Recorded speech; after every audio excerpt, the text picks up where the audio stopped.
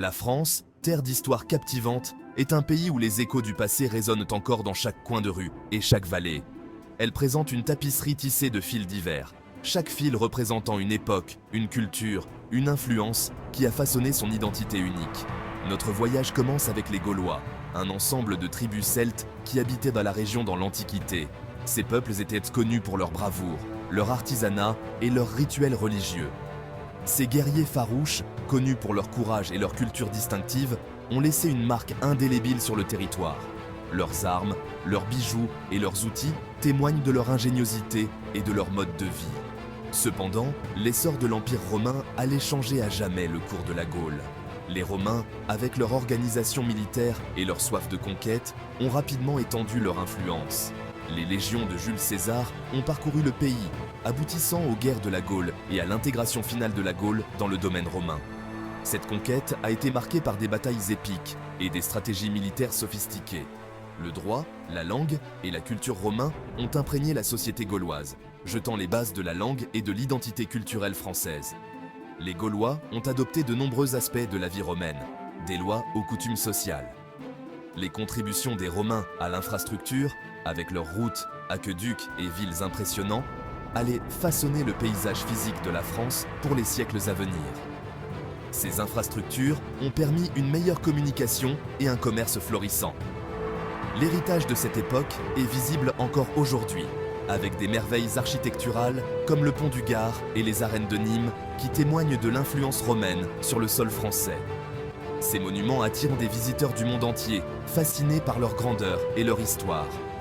La période romaine a également vu l'arrivée du christianisme en Gaule. Cette nouvelle religion a commencé à se répandre, apportant avec elle de nouvelles croyances et pratiques. Des évêques, comme Saint Martin de Tours, sont devenus des figures influentes, renforçant encore le rôle du christianisme dans la société gauloise. Ils ont construit des églises et des monastères, devenant des centres de foi et de savoir. La conversion de Clovis, roi des Francs, au catholicisme en 496 après J.C. marque un tournant décisif. Cet événement a non seulement changé la religion du royaume, mais a également renforcé l'unité politique et culturelle. Cet acte a non seulement établi un lien fort entre la monarchie franque et l'Église, mais a également jeté les bases du patrimoine catholique durable de la France. Les rois francs ont continué à soutenir l'Église, qui est devenue un pilier de la société médiévale. De cette interaction complexe de cultures, une nouvelle France allait progressivement prendre forme. Une France où les influences gauloises, romaines et chrétiennes se mêlent pour créer une identité riche et diversifiée qui continue de se développer à travers les siècles.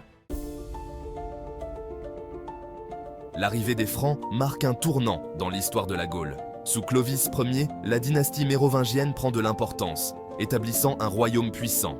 La conversion de Clovis au catholicisme lui assure le soutien de l'Église, crucial pour consolider son pouvoir.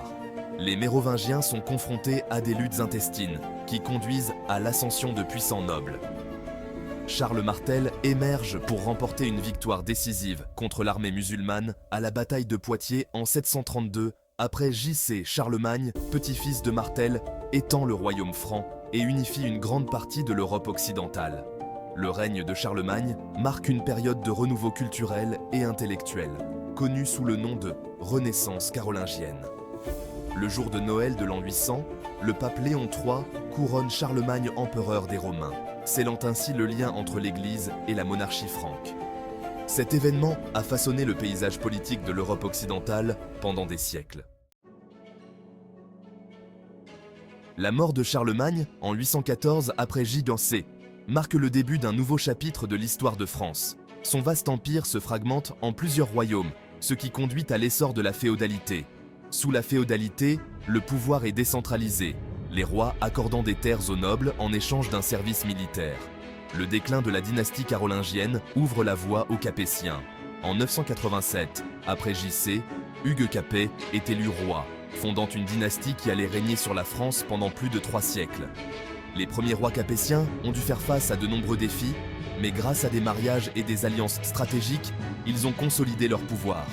Ils ont établi leur capitale à Paris, une décision lourde de conséquences pour la France. Les Capétiens ont bénéficié d'une relation étroite avec l'Église, ce qui a renforcé la légitimité de la monarchie. Philippe II Auguste a considérablement étendu le domaine royal et réformé l'administration française, jetant les bases d'un État français puissant. La guerre de 100 ans, de 1337 à 1453, a laissé une marque indélébile sur la France et l'Angleterre. Ce conflit épique, qui a duré plus d'un siècle, a transformé le paysage politique et social des deux nations. Ce conflit prolongé trouve son origine dans des querelles dynastiques, des rivalités économiques et des ambitions territoriales. Les rois et les nobles se disputaient le trône de France, tandis que les économies des deux pays étaient en jeu. Les premières phases ont été marquées par d'importantes victoires anglaises, leurs archers expérimentés leur donnant un avantage décisif. Les archers anglais, avec leurs arcs longs redoutables, ont changé la donne sur le champ de bataille. La bataille de Crécy en 1346 et la bataille de Poitiers en 1356 se soldent par des défaites humiliantes pour les Français. Ces batailles ont démontré la supériorité tactique des Anglais et ont laissé la France en désarroi. Cependant, l'esprit français, nourri par un sentiment naissant d'identité nationale, se montre résilient.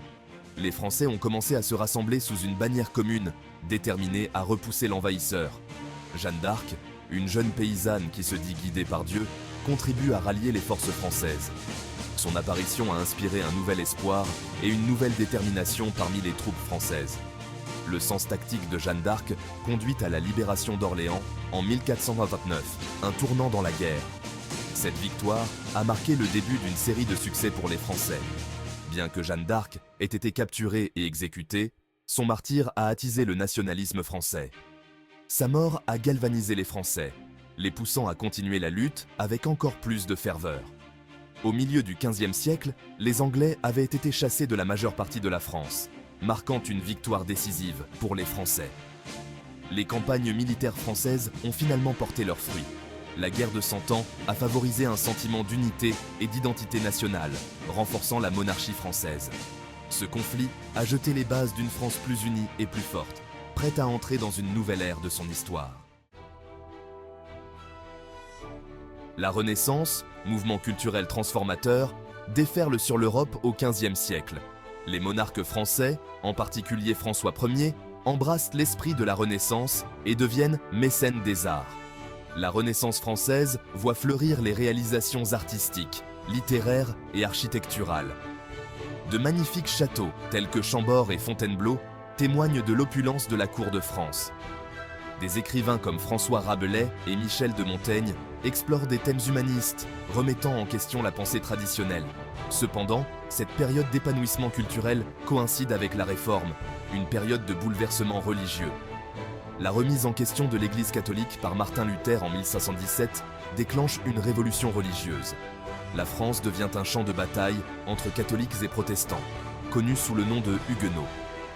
L'édit de Nantes, promulgué par le roi Henri IV en 1598, accorde une liberté religieuse limitée aux Huguenots, instaurant une paix fragile. La Réforme et les guerres de religion qui ont suivi ont eu un impact profond sur la société française, mettant à l'épreuve les limites de l'autorité royale.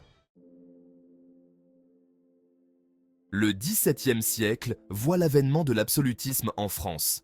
Louis XIV, le roi Soleil, incarne la monarchie absolue, son règne marquant un tournant dans l'histoire de France.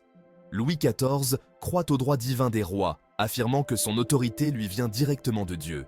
Il concentre le pouvoir entre les mains de la monarchie, affaiblissant l'influence de la noblesse et de l'Église. Pour contrôler la noblesse, Louis XIV transforme Versailles en un palais magnifique, siège du pouvoir royal. Le règne du roi Soleil est marqué par l'ambition militaire et les politiques expansionnistes. La France s'engage dans de nombreuses guerres, cherchant à étendre son territoire et à affirmer sa domination en Europe. Le règne de Louis XIV est également marqué par un âge d'or de la culture et des arts français. Il patronne des artistes, des écrivains et des musiciens, contribuant ainsi au développement de l'art classique français. L'héritage du roi Soleil est complexe, laissant la France plus puissante, mais créant également des problèmes financiers pour ses successeurs. Le XVIIIe siècle culmine avec la Révolution française de 1789, un événement marquant de l'histoire de France et de l'Europe. Cet événement a bouleversé les structures sociales et politiques de l'époque, ouvrant la voie à de profondes transformations. Le siècle des Lumières, qui met l'accent sur la raison et la liberté individuelle, influence profondément les intellectuels français. Les idées des Lumières ont préparé le terrain pour les changements révolutionnaires en remettant en question les traditions et en prônant la liberté et l'égalité. Des penseurs comme Voltaire, Rousseau et Montesquieu remettent en question l'autorité traditionnelle et plaident pour davantage de droits individuels. Leurs écrits et leurs idées ont inspiré les révolutionnaires et ont joué un rôle crucial dans la formation des idéaux révolutionnaires. L'implication de la France dans la Révolution américaine attise encore le sentiment révolutionnaire. Les soldats français revenant d'Amérique apportent avec eux des idées de liberté et de démocratie, renforçant le désir de changement en France.